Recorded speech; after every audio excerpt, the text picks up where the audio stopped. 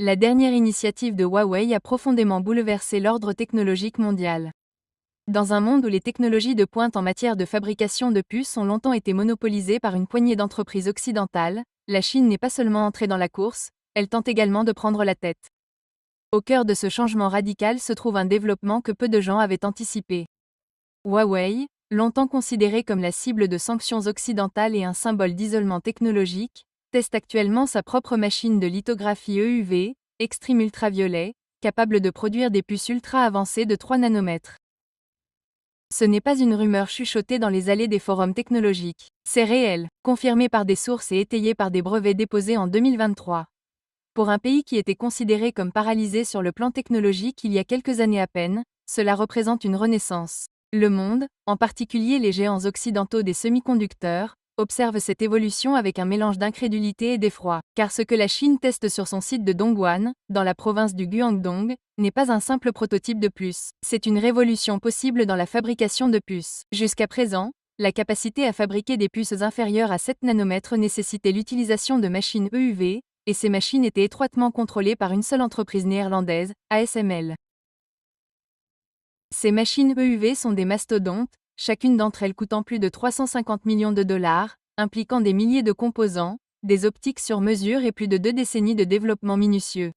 Pendant des années, ASML a été le gardien impénétrable de l'avenir de l'informatique, et sous la pression intense du gouvernement américain, l'entreprise s'est vue interdire de vendre ses machines à une entreprise chinoise. Huawei, déjà ébranlé par les sanctions américaines imposées en 2019, a été coupé de la chaîne d'approvisionnement mondiale des semi-conducteurs. Il a perdu l'accès aux fonderies de TSMC, aux puces conçues aux États-Unis et même aux outils de conception avancés essentiels aux processeurs modernes. SMIC, le partenaire de Huawei pour les puces, s'est retrouvé avec des machines DUV, ultraviolettes profondes, qui pouvaient à peine gérer la production de 7 nanomètres dans des conditions extrêmement contraignantes. À ce stade, la plupart des analystes occidentaux ont déclaré que le secteur technologique chinois était mort-né. Mais plutôt que de s'effondrer, Huawei a réagi avec un sens du devoir presque mythique. Des milliards de dollars ont été réinvestis dans la R&D nationale. Les ingénieurs les plus brillants de Chine ont été mobilisés. Et ce qui a émergé des cendres de la restriction n'était pas le désespoir, c'était la défiance. Huawei, grâce à une collaboration silencieuse avec des innovateurs nationaux, a commencé à concevoir son propre écosystème EUV, des sources lumineuses à l'optique lithographique, des platines de plaquettes à la chimie des résines. Il ne s'agissait pas seulement de rattraper son retard, il s'agissait de refuser de s'agenouiller. Le cœur de ce nouveau système est quelque chose que personne n'a vu venir. Une nouvelle source lumineuse appelée LDP ou plasma à décharge induite par laser. Alors que la méthode d'ASML repose sur un plasma produit par laser en bombardant des gouttelettes d'étain avec des lasers CO2 à haute puissance, la méthode LDP de Huawei vaporise l'étain entre 2 électrodes, puis le frappe avec une décharge à haute tension. Le résultat, un plasma qui émet une lumière EUV à la taille précise de 13,5 nanomètres nécessaire pour graver des circuits de quelques atomes de large. C'est plus simple, plus petit, moins cher et déjà en phase de test. Si la production de masse commence en 2026 comme prévu et que les rendements sont même légèrement compétitifs, la Chine aura fait exploser une bombe technologique géopolitique. Huawei et SMIC pourraient fournir des puces de 3 nanomètres à travers la Chine et même aux marchés mondiaux non alignés, brisant ainsi l'étranglement que l'Occident maintient depuis plus d'une décennie. Cela porterait un coup fatal à la politique de sanctions américaine, reposant sur le contrôle de la chaîne d'approvisionnement en puces pour contenir la montée en puissance de la Chine dans l'IA, la défense et le high-tech. Mais cela ne concerne pas seulement Huawei. La Chine met en place une initiative à l'échelle nationale pour se découpler complètement de l'infrastructure occidentale des puces. Un article du South China Morning Post a souligné comment une équipe de recherche de Harbin a également réussi à produire des sources lumineuses EUV, marquant une nouvelle étape dans la construction d'un pipeline entièrement autonome pour la fabrication de puces. Il ne s'agit pas d'une réussite isolée. C'est un sprint coordonné. Pourquoi 3 nanomètres sont-ils importants? Parce que la taille est synonyme de puissance. Les puces plus petites contiennent plus de transistors, ce qui signifie de meilleures performances, une meilleure efficacité énergétique et moins de chaleur. Votre smartphone pourrait devenir 10 fois plus intelligent. Les modèles d'IA pourraient fonctionner sur des appareils périphériques sans dépendre du cloud. Les voitures prendraient des décisions parfaites en temps réel. Et l'informatique quantique pourrait passer de la théorie à la réalité commerciale.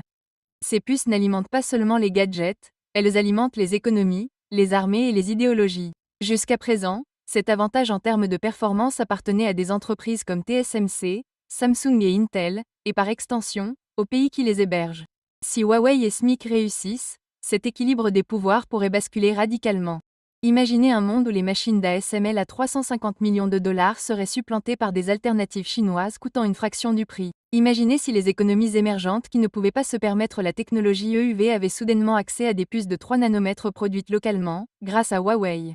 Les implications sont stupéfiantes. La politique tech USA peut être allumée la mèche. Les sanctions destinées à isoler Huawei ont peut-être plutôt créé un adversaire plus fort que jamais. En février 2025, le fondateur de Huawei a déclaré au président Xi Jinping que les pénuries de puces s'atténuaient et que l'offre de puces d'IA en Chine rebondissait. Le même mois, Nvidia a mis en garde les investisseurs contre la concurrence croissante des entreprises chinoises, un revirement spectaculaire par rapport à seulement 2 ans auparavant. Pourtant, des défis subsistent. Les machines d'ASML ont été perfectionnées en 20 ans. Le système basé sur LDP de Huawei est nouveau, largement non testé à l'échelle industrielle, et la construction d'une chaîne d'approvisionnement EUV nécessite non seulement des machines, mais aussi des miroirs hyper précis, des résistances, des systèmes de refroidissement, des logiciels d'alignement et une logistique. Tout problème dans le processus pourrait faire dérailler le calendrier de Huawei. Mais le simple fait que la machine existe et soit déjà en cours de test a modifié la trajectoire de la technologie mondiale. Pendant ce temps, Huawei va au-delà des semi-conducteurs. Sa technologie sans fil Neuralink, également en cours de test, promet de remplacer le Bluetooth en corrigeant ses défauts les plus notoires. Faible portée, vitesse de connexion lente et consommation élevée de la batterie. Neuralink utilise une bande de fréquences différente, offre un appairage plus rapide, consomme moins d'énergie et reste stable même dans des environnements avec de fortes interférences de signal. Imaginez ne plus jamais être confronté à une connexion Bluetooth défaillante. Ne plus jamais voir vos écouteurs se déconnecter lorsque vous vous éloignez de votre téléphone. Ne plus jamais voir votre batterie se décharger prématurément. Maintenant, imaginez que cette technologie ne relie pas seulement les appareils, mais aussi les satellites. La Chine teste déjà une version spatiale de Neuralink appelée Aerospace Neuralink, qui pourrait révolutionner la communication par satellite et la connectivité de niveau militaire. Mais toutes ces innovations surviennent dans un contexte de tensions commerciales croissantes. Début 2025, les États-Unis ont imposé une nouvelle vague de droits de douane pouvant atteindre 145% sur les produits chinois. La Chine a riposté par des droits de douane jusqu'à 125% sur les exportations américaines, causant un fort recul des échanges dans les ports américains les plus importants. Le port de Los Angeles et le port de Long Beach, qui traitent ensemble environ un tiers de toutes les importations conteneurisées américaines, ont connu un effondrement catastrophique de leur activité. En mai 2025, les expéditions en provenance de Chine avaient chuté de 35%. Les arrivées de navires programmés avaient été réduites de 25%. Long Beach a signalé une chute de 44% du nombre de navires à quai. Plus de 70 traversées programmées ont été annulées en une seule semaine. Cela a dévasté l'économie locale. Des milliers de dockers sont sans emploi. Le transport routier et la logistique s'effondrent. Les États-Unis connaissent une pénurie de pièces détachées. Les petits détaillants qui ne disposent pas de stock important commencent à paniquer. Les rayons des magasins pourraient bientôt se vider, les prix augmentant et le danger stratégique se précisant. La Chine a imposé des restrictions à l'exportation de 7 éléments de terres rares essentiels aux véhicules électriques, aux systèmes d'énergie renouvelable et aux équipements de défense américains tels que l'avion de chasse F-35. Avec peu de sources viables ailleurs, les États-Unis sont désormais confrontés à la vulnérabilité de leur chaîne d'approvisionnement qu'ils cherchaient autrefois à imposer aux autres. Alors, où cela nous mène-t-il? Le système EUV de Huawei est en phase de test en conditions réelles.